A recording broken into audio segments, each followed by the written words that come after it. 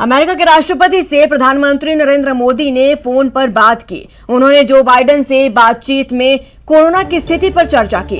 अमेरिकी राष्ट्रपति से बातचीत में कच्चे माल, दवाई की सप्लाई पर उन्होंने चर्चा की। साथ ही राष्ट्रपति जो बाइडेन को शुक्रिया भी कहा। तो प्रधानमंत्री नरेंद्र मोदी ने अमेरिकी राष्ट्रपति जो बाइडेन से फोन पर चर्चा की। इस दौरान कच्चा माल, दवाई की सप्लाई पर चर्चा हुई। साथ ही वेंटिलेटर्स पर भी बात हुई।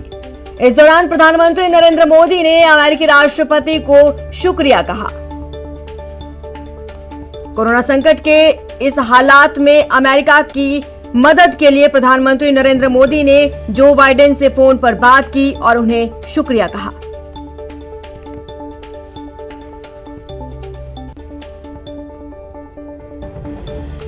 बातचीत के दौरान कच्चे माल की सप्लाई, वेंटिलेटर्स की सप्लाई पर भी चर्चा हुई। साथ ही कोरोना संकट पर बातचीत की गई।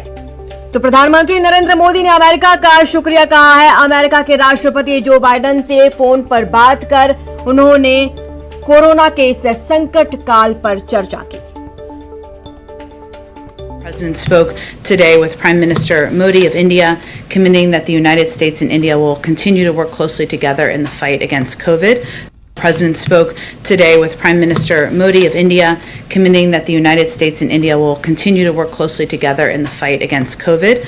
The President spoke today with Prime Minister Modi of India, commending that the United States and India will continue to work closely together in the fight against COVID. बड़ी खबर जैसलमेर से है, जहां धर्मगुरु हाजी गाजी फकीर का निधन हो गया है।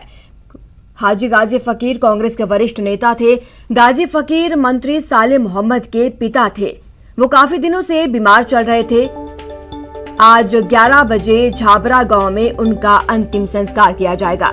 तो ये बड़ी खबर जैसलमेर से आ रही है, जहां धर्मगुरु और मंत्री साले मोहम्मद के पिता हाजी गाजी फकीर का निधन हो गया है। आपको बता दें, गाजी फकीर वरिष्ठ नेता थे कांग्रेस के। हमारे साथ संवाददाता श्रीकांत जुड़ चुके हैं। श्रीकांत जी, किस वजह से उनका निधन हुआ? मैं आपको बता दूं कि गाजी फकीर जो है वो लंबे समय से बीमार चल रहे थे, जिसके बाद जो है उनका निधन हुआ है। और पूरे जिले भर में ही नहीं, पूरे पश्चिमी राजस्थान में शोक की लहर है। कहा जाता है कि पश्चिमी राजस्थान पूरी राजनीति को वो कंट्रोल करते थे और आज तक चुनाव न लड़ने के बावजूद भी इतने बड़े राजनीतिक परिप्रेक्ष्य आते हैं। उनके पुत्र साले मोहम्मद जो कि पोकरण विधायक है और राजस्थान सरकार में अल्पसंख्यक मामलात मंत्री भी है।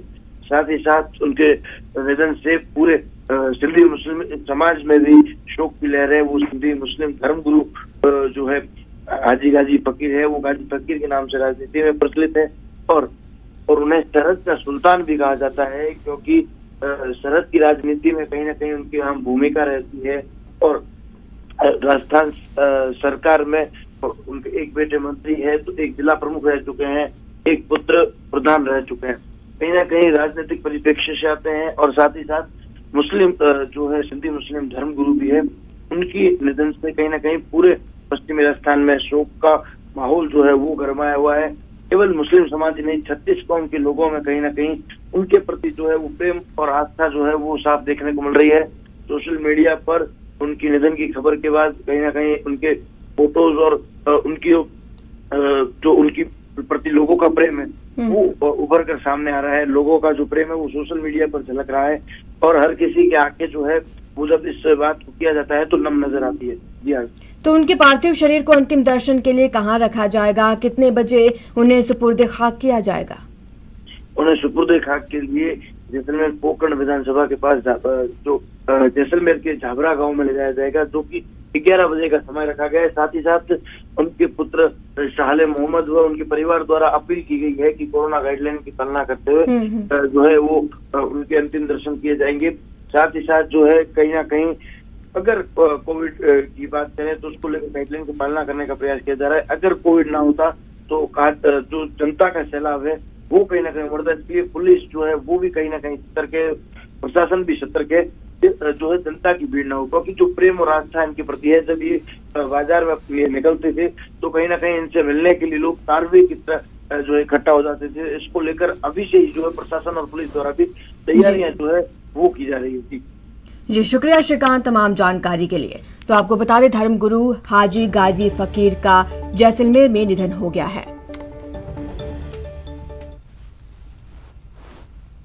वहां मरुधरा में एक बार फिर वायरस का महाविस्फोट हुआ। 24 घंटे में रिकॉर्ड 84 लोगों ने दम तोड़ दिया है। 24 घंटे में 16,438 लोग संक्रमित पाए गए। जोधपुर में सबसे ज्यादा 15 लोगों की मौत हो गई है। तो वहीं जयपुर में सबसे ज्यादा केस सामने आए। 2,878 केस पिछले 24 घंटे में जयपुर में सामने आए हैं।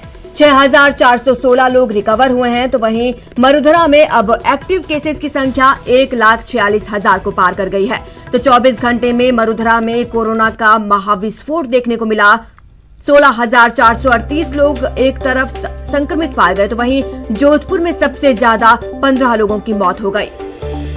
एक दिन में 84 लोगों ने कोरोना संक्रमण के चलते अपना दम तोड़ दिया। तो कोरोना लगातार रिकॉर्ड बनाता जा रहा है।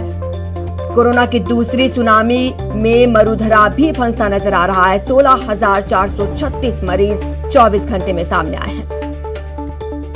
अब जिलेवार कोरोना का हाल जान लेते हैं। जयपुर में 2,878 केस, जोधपुर में 1,711, अलवर में 1,621, कोटा में 955, पाली में 794, सीकर में 778, बीकानेर में 683, उदयपुर में 668 केस, अजमेर में 640, तो वहीं बांसवाड़ा में 605 कोरोना केस सामने आए हैं।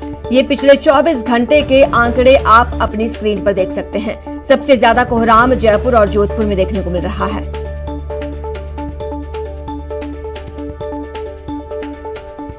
तो वहीं पिछले 5 दिन के हालातों पर नजर डालेंगे। पिछले 5 दिन में 77,468 केस सामने आए हैं। 355 लोगों ने कोरोना के चलते अपना दम तोड़ दिया।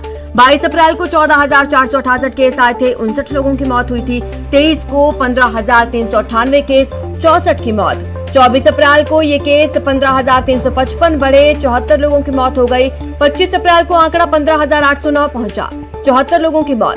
अब 26 अप्रैल को सारे रिकॉर्ड तोड़ते हुए ये आंकड़ा 16,438 तक पहुंच गया है। तो वहीं सबसे ज्यादा 84 लोगों की मौत हो गई है।